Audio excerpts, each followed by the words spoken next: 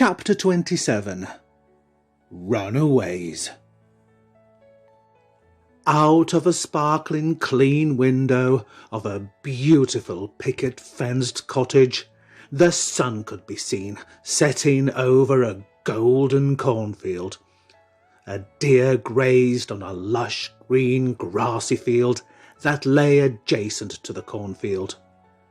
Baby rabbits skipped and frolicked joyfully in and around the hedgerows as butterflies took to flight in the warm summer air.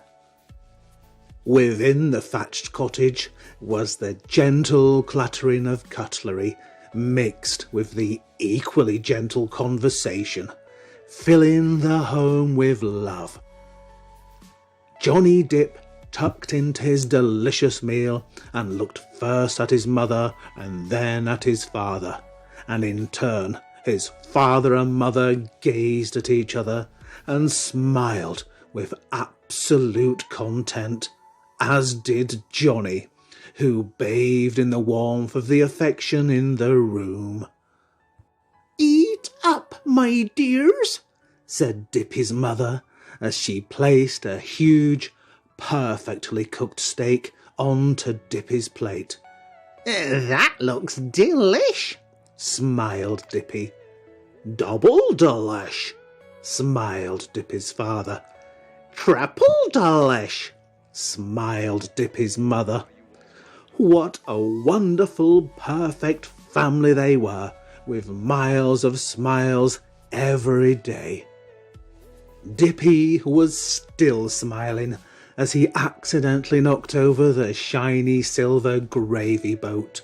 Whoops, silly me," he said in a smiley tone. "I'll give you silly me, you stupid tossin' retard," shouted his mother as she whacked Dippy across the face with the flat of her hand.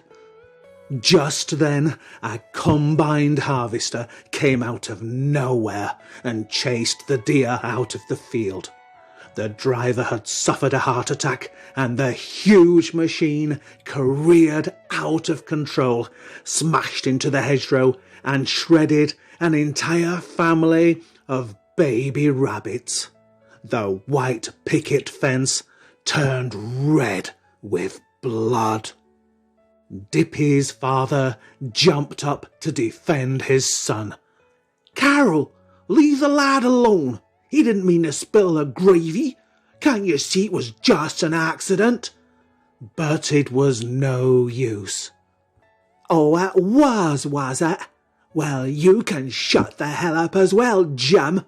It's my house, and you know where the door is," screamed Mrs. Dip, as she picked up the carving knife and waved it around menacingly. "I'll show you a bloody accident, Jim Dip." "Put the knife down, Carol, put it down." And Dippy's father held his hands high in a defensive stance. "I'll put it down all right in your nuts," she growled as she came for Jim, with knife in hand. Dippy's father launched himself at Carol Dip and grabbed the knife. He wrestled it free from her hand, making his own hand bleed as the blade sliced through his palm. "There'll be no more accidents tonight," he said as he wiped his own blood from the knife. Just then the door burst open, and two policemen ran in with truncheons drawn. Mrs. Dip thrust out her cleavage and pointed at her husband. "Arrest that man! He just tried to take my life!" and she sobbed convincingly. The Oscar-winning performance and her ample chest worked a treat. So the policemen made straight for Jim and shoved him to the ground. His gold watch was ripped from his wrist and it spun across the kitchen floor. The arresting officer stood over him and said in a menacing tone, James Dip, I'm arresting you for the attempted murder of Carol Dip." Both policemen then hauled Jim to his feet. "What? You're arresting me? It wasn't me who—" But before Jim Dip could protest any further, he was whacked over the head with a truncheon and dragged from the house. Dippy became hysterical. "No, you can't! You can't! That's my dad! He didn't do anything! You can't take him! You just can't!" But the policemen wouldn't listen, and Jim was unceremoniously bundled into the back of an Austin Mini police car. Dippy grabbed Jim's watch and gripped it tightly, then curled up on the sofa and rocked back and forth and cried until he could cry no more. That next morning, Harry Spider awoke with a blinding headache again. He rubbed his eyes and stared at the condensation on the inner wall of the tent. He looked across to Dippy. He was asleep now, but he'd had another restless night of bad dreams. Not because of Butcher and the events of Bloody Sunday, but because of his invisible friend Jim, who was now more likely to be his father, if Dippy's talking in his sleep was anything to go by. Harry sat up, yawned, stretched, and ached with the pain of the fight that he'd had with Butcher. Then reality hit. "This is crazy," he thought. "How the hell did I end up here?" He unzipped the front of the tent and stepped out into the fresh, early morning air and drank in the morning breeze. It refreshed him, soothed his aching limbs, and slowly awakened him. And then, for the third day running, he surveyed his kingdom and set off down to the meadow to check the rabbit traps. And they were empty again. "Ah, well, no problem. Beans for breakfast again." "No luck, Harry!" shouted Dippy, with his head stuck out of the tent. "Nah, sorry mate. I'm afraid it's beans again." "Well, not to worry. It's better than nought." "Yeah, I suppose so," smiled Harry. He'd noticed that out here, Dippy's stutter had almost disappeared. "Well, that's interesting," he thought. "I wonder if that's anything to do with living out here. I reckon it is," he mused. They both washed in the river. Then Harry got a fire going to warm the beans. "Did you sleep well, Johnny?" he asked. Dippy stared at the fire. He knew Harry had heard him scream during his nightmare. Okay, average." And he continued to stare at the fire timidly. Harry left it for now, but pledged to get to the bottom of it later. At least it would be something interesting to do, because after only 3 days out here, things were already beginning to repeat themselves. He slapped the steaming beans onto 2 plates. "We're going to need gas masks tonight with all the trumping we'll be doing," smiled Harry. "Yeah, aren't we just?" And they both laughed, completely forgetting the enormous trouble that they were in. It was all too easy to forget the real world in those surroundings. But hey, that seemed like 1,000,000 years ago now, and Harry couldn't wait for the day when he would return and be welcomed back as a hero. Yep, Victoria's going to be so impressed with my heroic behaviour. she'll be begging me to take her back. The time spent out here'll be more than worth it. And he had a little smile to himself at how clever he'd been. And then Dippy said something really surprising. I'll tell you what, Harry, I'll cook dinner tonight. It's the least I can do. Harry was completely taken aback. Oh, all right then, Johnny. Of course you can cook. It can't do any harm, can it? Replied Harry, with what was to be the most incorrect statement he'd ever uttered in his short, nearly 14-year-old lifetime. They spent the rest of the day setting up the camp with tools that they'd borrowed from Harry's father's shed. They cleared some bushes and piled them up in the sun to dry, so they could use them as kindling for the fire. They also used Harry's pink trousers to get a fire going, as 1970s material was extremely flammable. And he'd also managed to grab some clothes from his house before they ran away, so he didn't really need the pink trousers anymore.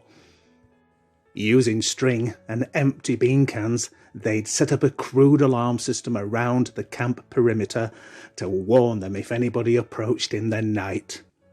For this was now to be their home, so they didn't want to have any unwelcomed guests, such as the cow riders, who were very likely to be upset that Dippy had killed their leader. And now, with the camp fully secure, Dippy set off to forage for the evening meal. He was gone a good few hours, and Harry was beginning to get worried. But eventually, Dippy emerged triumphantly with arms full of goodies.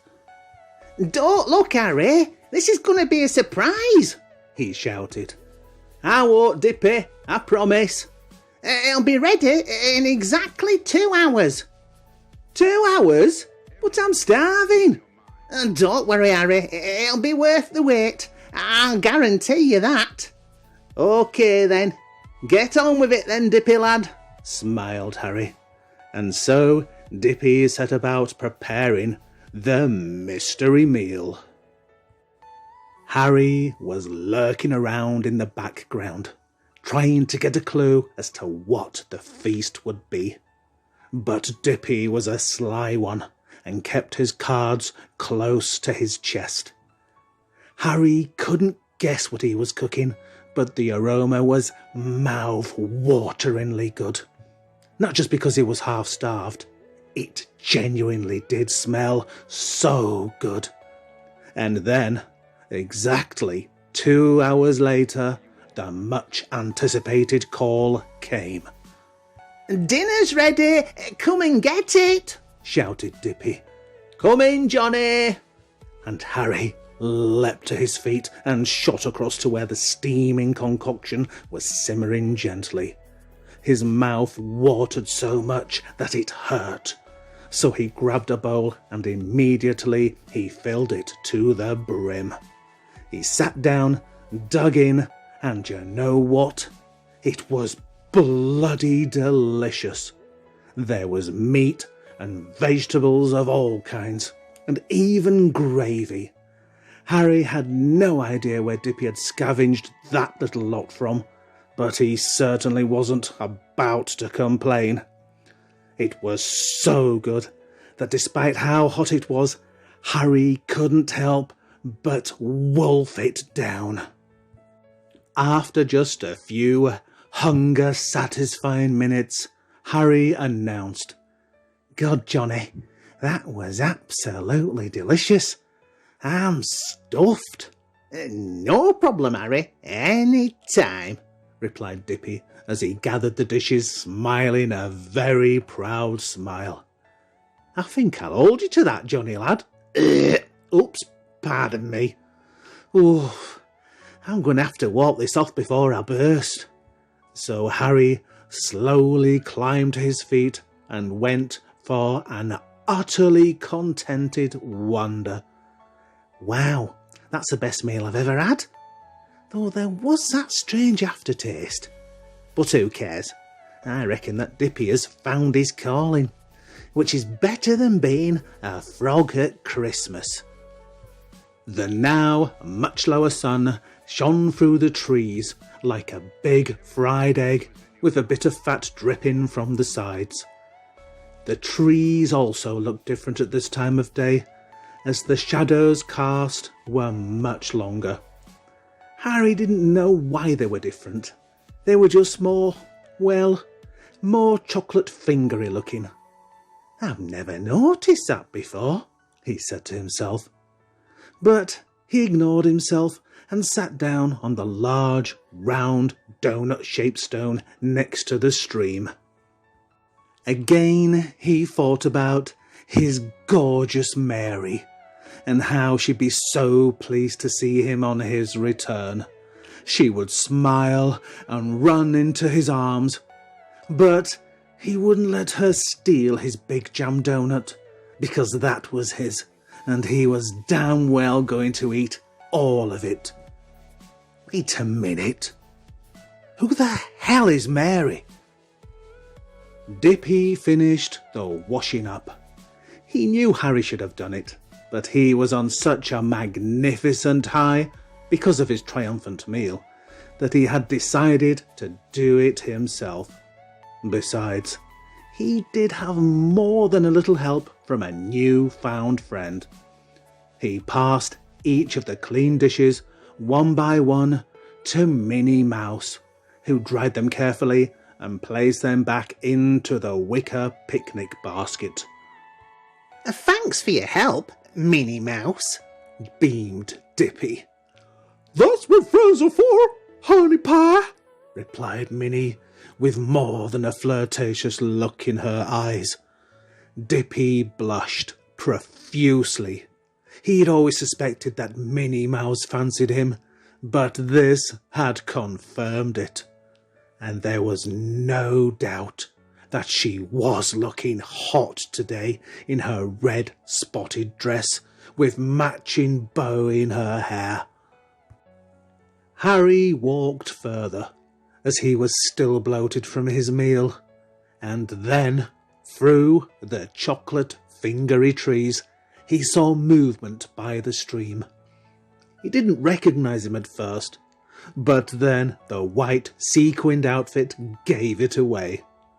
It was Elvis Presley, who was paddling around in the slower running water at the edge of the stream. That's very strange, said Harry, now beginning to realise that something definitely wasn't right. Elvis has still got his socks and blue suede shoes on. How stupid is that? But that wasn't Harry's problem, so he just shrugged his shoulders and continued on his way and didn't give it a second thought. Dippy went all coy when Minnie Mouse made a move on him. He hadn't had any real experience with the opposite sex, and he was having problems overcoming his shyness. But what about Mickey? What if he finds out about us? Oh, don't worry about him. That twat of a mouse shagged Betty Boop last week, so he's getting what he deserves, frowned Minnie. Oh, that's okay then, smiled Dippy. He'd heard the rumours about Mickey and Betty, but hadn't believed them until now. So with that reassurance, he made his move. Meanwhile, Harry was in trouble. He ducked and dived into the undergrowth as the strange events had taken a sinister turn. A she-devil thing with red, pointed horns and a pointed tail was closing in on him. Its hot breath was burning the back of his neck as it got closer and closer. Would you like a cup of tea, young man? Hissed the she-devil in a strangely familiar voice. Yes, shouted Harry. Would you like sugar? Yes, I would. 1 lump or 2? 2, please. And then the she-devil asked the evil and twisted trick question. Would you like some coffee, mate? Mate? Harry was befuddled. Do I want coffee, mate? Yeah, I do. No, I don't. Yeah, I do. Give me coffee, mate, now. You don't have coffee, mate, in tea, you bloody idiot, sneered the Mrs. Simpkins, she-devil thing. Oh, no, of course you don't. That's why it's called coffee, mate. Yeah, I am an idiot, aren't I? And by the way, young man, haven't I seen you somewhere before? And that was one question too many, and Harry's head began to spin. Then his body, and then the whole world was spinning. A wave of nausea washed over him, and he stuck his head in the bushes and was violently sick. He turned back to look at the she-devil, just to check that she was real. But she'd disappeared. The donut had turned back into a rock, and the chocolate fingery trees were wooden again. Wow, that does not happen every day, he pondered, as he sat down and tried to process the very strange occurrences of the last few minutes. What the hell did happen? It took a while, but eventually it all fell into place. Dippy's dinner. He'd recognised a strange aftertaste, but it hadn't clicked that it was mushrooms. But out here, the mushrooms were no ordinary mushrooms. They were wild, potently hallucinogenic mushrooms. Then Harry had a terrible thought. What about Dippy? What the hell has happened to him? He's not as strong as me. Oh no, this won't be good. So he jumped to his feet and staggered back to the camp as fast as his wobbly legs could carry him. But as it turned out, Dippy was perfectly all right. He was sat quietly by the fire in his underpants. Harry tried to question him, but he refused to talk. Eventually, though, he ground him down and got to the bottom of it, so to speak. It seemed that Dippy had behaved shamefully and taken Minnie Mouse's virginity. Exactly how he'd done the deed with a cartoon character was never revealed. There were some things that were best left unexplained.